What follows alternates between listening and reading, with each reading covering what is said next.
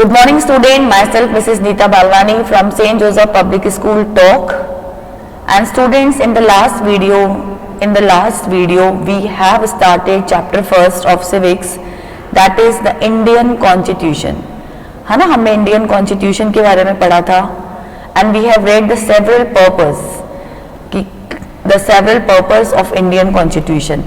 और we can say that why does a country needs constitution की जो country होती है उसको constitution की क्यों जरूरत होती है. and we have read the first point that a country needs a constitution because a constitution helps serve as a set of rules and principles that all persons in a country can agree upon as the basis on the way in which they want the country to be governed. मतलब एक constitution जो होता है it provides a set of rules, वो हमें set of rules देता है, वो हमें गाइडलाइंस देता है, आइडियल्स मतलब गाइडलाइंस देता है, ठीक है, जिसपे क्या हो सकता है we all people can agree upon that rules, upon that regulations, upon that guidelines. The country provide this. To understand this point better, come to the next page. ठीक है, नेक्स्ट पेज पे आइए, this page number 6. Because here is the example of Nepal. Nepal का example है. Through this we can understand that point or this point better. So let's start it. Students, open your books and take your pencils so that the important lines you can underline. So here let us try and understand what we mean by this through two contrasting situation in which recent history of Nepal, a country that borders India on the north. इसका मतलब है कि उस point को या इस point को better understand करने के लिए here is the history of Nepal. हम हिस्ट्री पढ़ेंगे नेपाल की, ठीक है. And because in history of Nepal there is two contrasting situation, दो अलग अलग सिचुएशंस है. अब Nepal is a neighbourhood country. हम सबको पता है कि नेपाल जो है वो हमारी नेबरिंग कंट्री है, ठीक है. तो देखिए, until recently Nepal was a monarchy. मतलब अगर हम पहले नेपाल की बात करें, अंटिल रिसेंटली मतलब थोड़ा टाइम पहले की अगर हम बात करें, ठीक है, अभी तो खैर it's had been a long time, बहुत लंबा टाइम हो चुका है. तो until recently Nepal was a monarchy, कि पहले अगर हम बात करें नेपाल की तो देयर वॉज ए मोनार्की. अभी मोनार्की क्या होता है? Monarchy is a type of government which is ruled by the king. मतलब जो मोनार्की होता है उस पर किसका रूल होता है? King and his council of ministers. ठीक है. The previous constitution of Nepal, which had been adopted in 1990, reflected the fact that the final authority rested with the king. अब क्या था? Being a monarch, है ना, monarchy होने की वजह से कि जो नेपाल था उसमें मोनार्की था.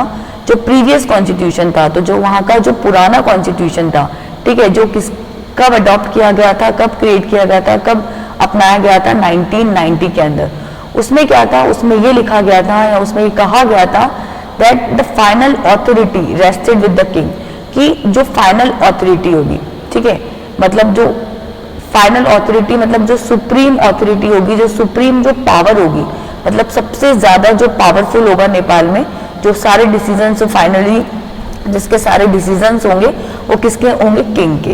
तो according to the old constitution and being a monarchy, जो उसमें जो था it was stated that the final authority, that the supreme authority rested with the king, क्योंकि सबसे ज्यादा सुप्रीम था कौन वहां पे? सबसे ज्यादा पावरफुल था कौन वहां पे? किंग. ठीक है. A people's movement, now a people's movement in Nepal fought for several decades to establish democracy, and in 2006 they finally succeed in putting an end to the powers of the king. और देखिए फिर वहाँ पे जो लोग थे, वहाँ के जो पर्सन थे, they started a movement, उन्होंने बहुत बड़ा आंदोलन किया. ये देखिए आप पिक्चर्स में भी देख सकते हैं. This is the pictures of movement of Nepal, जो वहाँ के लोगों ने जो वहाँ पे जो मूवमेंट किया था. अब वो मूवमेंट क्यों हुआ था? Because they want to establish democracy. अब डेमोक्रेसी क्या होता है? Democracy is the rule of the people, by the people, for the people. मतलब ये लोगों का तंत्र है ना. डेमोक्रेसी मीन्स जो लोग होते हैं, लोगों का तंत्र, मतलब it is the rule of people. ठीक है, रूल ऑफ पीपल जो होता है इट इज कॉल्ड डेमोक्रेसी. तो दे started or they began a movement, और वो movement उन्होंने कब किया था? in 2000 उन्होंने they started the movement and then in 2000 और finally जब 2006 में 2006 में they finally succeed in putting up an end to the powers of the king. मतलब वो लोग फाइनली सक्सेसफुल हो गए थे. किसमें सक्सेसफुल हो गए थे? कि वहां पे जो किंग की जो पावर्स थी वो वहां पे अब खत्म हो गया. मतलब आप ये भी कह सकते हो कि वहां पे जो मोनार्की था वो खत्म हो गया, जो मोनार्की था वो एंड हो गया, और मोनार्की के एंड होते ही जो किंग की जो पावर्स थी वो ऑटोमेटिकली क्या हो गई? वहां पे फिनिश हो गई. ठीक है. The people had to write a new constitution to establish Nepal as a democracy. Now, as the old constitution was according to the monarchy, जो old constitution था वो किसके according था? monarchy के according था. Why? Because in the old constitution it was written that the final authority, that the supreme authority rested with the king. अब जब वहाँ पे there was no monarchy, जब वहाँ पे monarchy नहीं था, there was democracy, वहाँ democracy आ चुका था.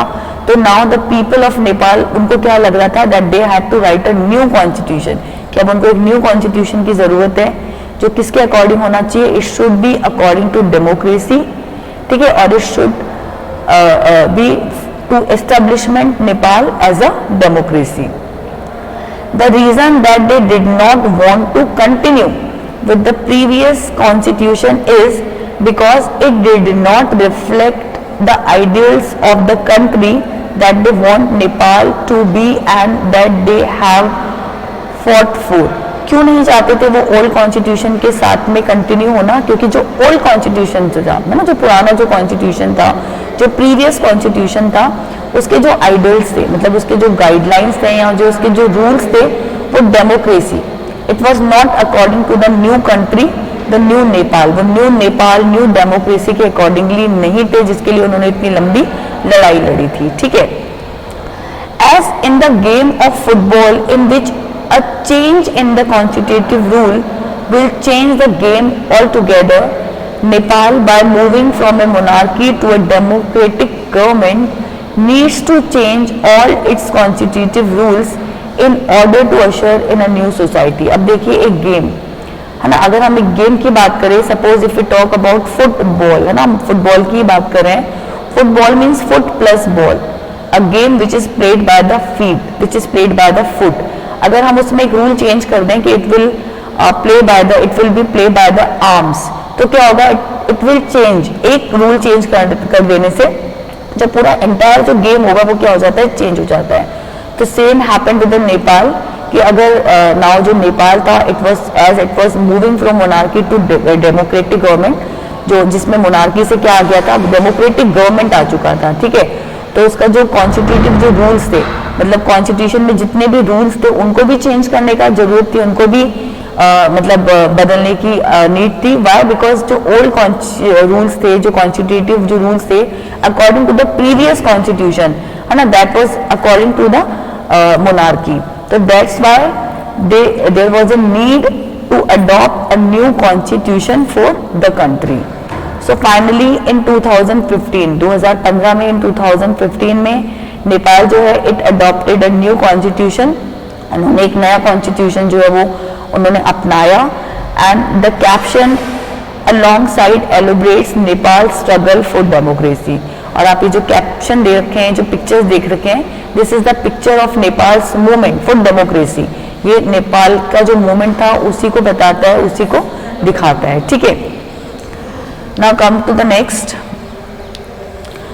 Now this was the first purpose, जो यहाँ खत्म हो गया, जो फर्स्ट पर्पस था वो यहाँ फिनिश हो गया. Now from this paragraph the second important purpose of a constitution is to define the nature of a country's political system. अब second important purpose क्या है constitution का? That a constitution define the nature of a country's political system. कि constitution जो होता है वो एक country का political system define करता है. कैसे define करता है?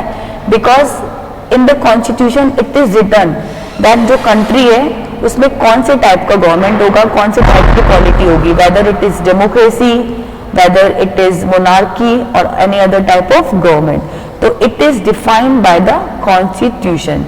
So this is the next, or this is the second important purpose.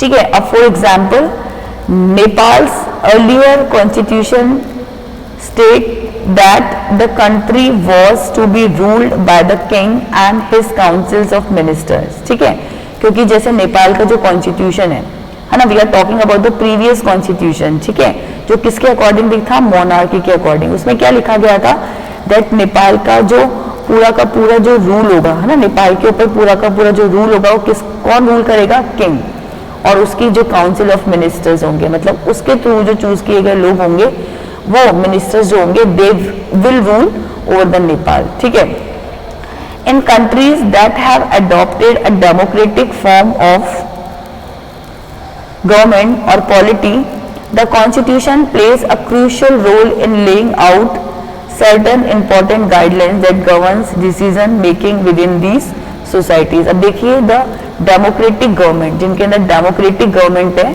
उनमें जो कॉन्स्टिट्यूशन होता है, it plays a crucial role. उसमें जो कॉन्स्टिट्यूशन होता है उसका बहुत इंपॉर्टेंट रोल होता है।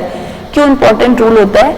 Because it provides important guidelines, क्योंकि हमें कॉन्स्टिट्यूशन से ही, है ना, जो भी हमारी जो गवर्नमेंट होती है, जो भी हमारा सिस्टम है, जो भी हमारा पॉलिटी है, ठीक है, वो लोगों के लिए जो रूल्स एंड रेगुलेशंस होते हैं या जो गाइडलाइंस होता है, वो भी हमें कौन प्रोवाइड करता है? वो भी हमें कौन प्रोवाइड करता है? कॉन्स्टिट्यूशन। तो दैट्स वाई जो हमारा कॉन्स्टिट्यूशन होता है, first of all it define the polity. सबसे पहले तो वो हमें बताता है कि जो हमारी कंट्री है उसमें किस टाइप का गवर्नमेंट होगा या किस टाइप की पॉलिटी होगी। देन जो गाइडलाइंस होते हैं, जो आइडियल्स होते हैं for the government and for the society, वो भी हमें कौन प्रोवाइड करता है? कॉन्स्टिट्यूशन प्रोवाइड करता है। तो दैट्स वाई जो कॉन्स्टिट्यूशन है, it plays a crucial role और it plays a important role in democracy. Okay, now the next paragraph, in a democracy we choose our leaders so that they can exercise power responsibly on our behalf। अब देखिए democracy मतलब मैंने अभी पहले बताया था, rule for the people, by the people, to the people, but it doesn't mean कि हम सारे लोग जो होते हैं वो जाकर उसको रिप्रेजेंट करते हैं। नहीं, क्या होता है, in a democracy we choose our leaders. हम क्या करते हैं? अपने लीडर्स चूज करते हैं। अब हम अपने लीडर्स जो होते हैं वो कैसे चूज करते हैं? थ्रू वोट, है ना। हम सबको पता है कि we have a right to vote, कि हम सबके पास वोट का जो है राइट है।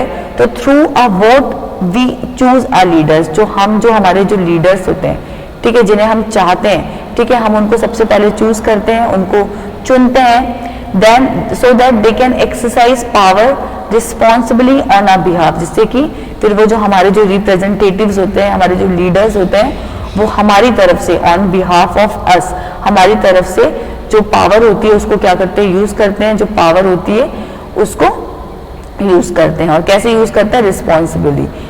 किसकी रिस्पॉन्सिबिलिटी होती है उसके ऊपर? हमारी रिस्पॉन्सिबिलिटी होती है, वी द पीपल, है ना। वाई? बिकॉज हम लोग ही उनको क्या करते हैं? चुनते हैं। Now however there is always the possibility that the leaders might misuse this authority, and the constitution usually provides safeguards against this misuse of authority can result in gross injustice as demonstrated in the classroom situation below। अब देखिए क्या होता है, it can be also possible, जो ये these leaders जो है, ये जो लीडर्स हैं, these leaders they can misuse their authority, ये जो अपनी पावर है ना, ये जो पावर हमने उनको दी है, ठीक है, इट कैन बी पॉसिबल कि ये जो लीडर्स है वो अपनी जो पावर है उसको क्या करें? मिसयूज कर सके, ठीक है। ऐसा होता भी है, we have seen a lot of time कि जो लीडर्स होते हैं, जो गवर्नमेंट होती है, वो क्या करती है? कभी कभी अपनी पावर को क्या करती है? मिसयूज करती है, ठीक है। तो इसके लिए क्या होता है? द कॉन्स्टिट्यूशन जो होता है वो हमें प्रोवाइड करता है सेफगार्ड्स अगेंस्ट दिस पावर, है ना, again to stop this situation. तो इस सिचुएशन को रोकने के लिए, ठीक है, इस मिसयूज को रोकने के लिए जो कॉन्स्टिट्यूशन होता है वो हमें क्या प्रोवाइड करता है? सेफगार्ड्स प्रोवाइड करता है, ठीक है। दिस, और अभी हम इसको एक एग्जांपल है, there is example, is a situation जो नीचे दी गई है, ठीक है। इसको एक बार देखेंगे तो हम अच्छे से समझ सकेंगे। देखिए, Suresh is the class monitor, he is a bully, his classmates were not fond of him, कि सुरेश जो है वो क्लास का मॉनिटर है, बट जो उसके क्लासमेट्स है they are not very fond of him, वो उसको ज्यादा पसंद नहीं करते, do not like him. Now Mrs. Rao, जो क्लास टीचर हैं, has to leave the classroom on some urgent work. अब उनको किसी urgent work के लिए she has to leave the class, उनको क्लास छोड़नी थी. Then she asked Suresh to mind the class. Suresh starts picking on Anil. अब जब उनको क्लास छोड़ना था तो they called Suresh to mind the class. उन्होंने सुरेश को माइंड करने के लिए बोला. अभी सुरेश जो था starts picking on Anil. उन्होंने क्या किया, अनिल को पोक करना स्टार्ट कर दिया. और उन्होंने अनिल को, Anil is also a student of the same class. तो Anil, today I am going to report you to Mrs Rao. तो सुरेश ने क्या बोला कि अनिल, आज मैं तुम्हारी जो है मिसेस राव को रिपोर्ट करने वाला हूँ, कंप्लेन करने वाला हूँ. But what I have done, लेकिन वो जो कह रहा है कि मैंने क्या किया, वॉट आई हैव डन, मैंने क्या किया. ठीक है. And now when Mrs Rao returns to the class, जब वो वापस आती है उनकी class teacher, then Suresh said that ma'am while you were away Anil kept talking loudly and disturbing the class. तो उन्होंने, मतलब जो सुरेश था, उन्होंने टीचर को बोला कि जब आप गए थे तो ये जो अनिल था, he was talking loudly, ये बहुत तेज तेज बोल रहा था और पूरी क्लास को क्या कर रहा था, डिस्टर्ब कर रहा था. ठीक है. he would not listen to me, और वो मेरी बात नहीं सुन रहा था. Anil, you will have to stay back after school today and write. I will not disobey the class monitor 100 times. तो उन्होंने अनिल को क्या बोला, that you have to stay back after school today, और आपको क्या करना है, आपको 100 बार लिख के आना है कि I will not disobey the class. मतलब ओवरऑल ही पनिश्ड अनिल, उन्होंने अनिल को क्या किया, पनिश किया. But ma'am did not do anything, और वो कहता रह गया कि मैम मैंने कुछ नहीं किया. तो ओवरऑल दिस सिचुएशन जो है वो हमें ये दिखाती है, डेमोन्स्ट्रेट दैट जो अनिल जो था, है ना, अनिल वो इनोसेंट था, उसने कुछ नहीं किया था. बट स्टिल जो सुरेश था, he was miss using his power, उसने अपनी जो पावर थी उसके पास, बीइंग ए क्लास मॉनिटर, जो उसके पास पावर थी, उसने उसको क्या किया था, मिस यूज किया था.